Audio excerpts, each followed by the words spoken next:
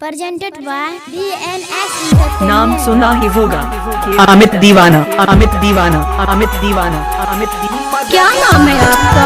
अमित आवारा, अमित आवारा, अमित अमित अमित डीजे लाल बाबू राजा, डीजे लाल बाबू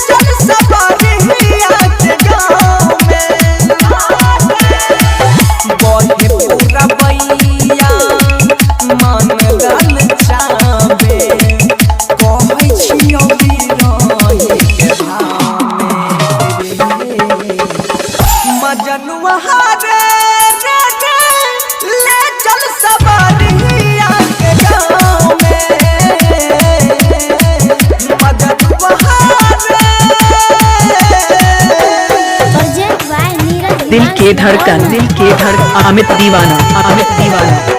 नाम सुना ही होगा अमित आवारा, अमित आवारा, Amit Amit I love you, Amit दीवाना, अमित दीवाना, अमित दीवाना, अमित दीवाना।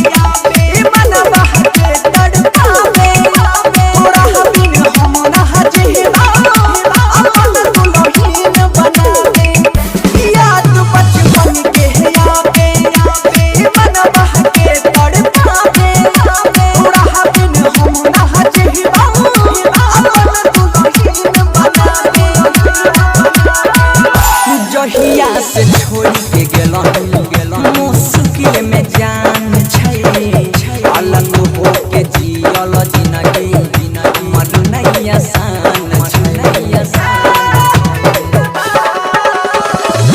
जहिया से छोड़ी के गेलहुं मुश्किल में जान छै अलग हो के जियल जिंदगी मन नहीं आसान छै अलग हो के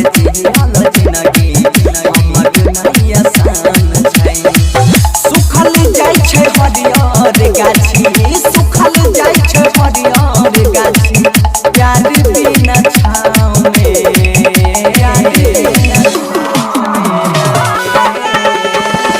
मजनुआ रे ले चल सवारिया के गाँव में मजनुआ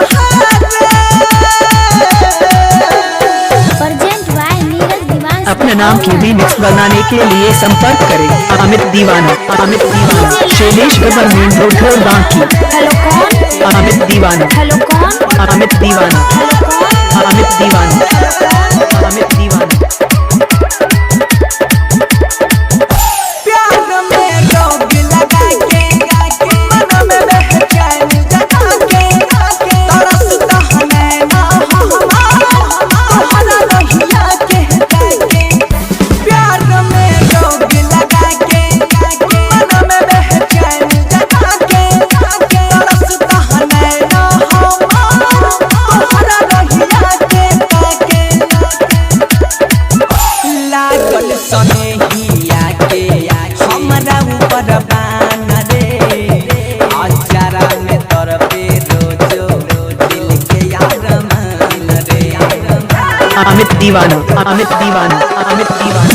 लागल सनेहिया के हमरा ऊपर बान रे अचारा में तरफे रोजो Presented by नीरज दिवांश नटौना। अचारा में तरफे हमर दिल के यार मान रे भरत भयंकर बनसी सुधीर पिन्हबले जब से पायल हमरा पाँव में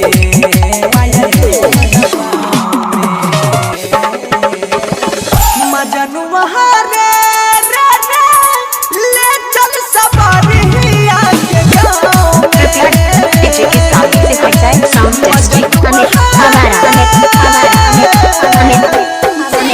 शैलेश गवर्नमेंट रोड ढोल बांकी।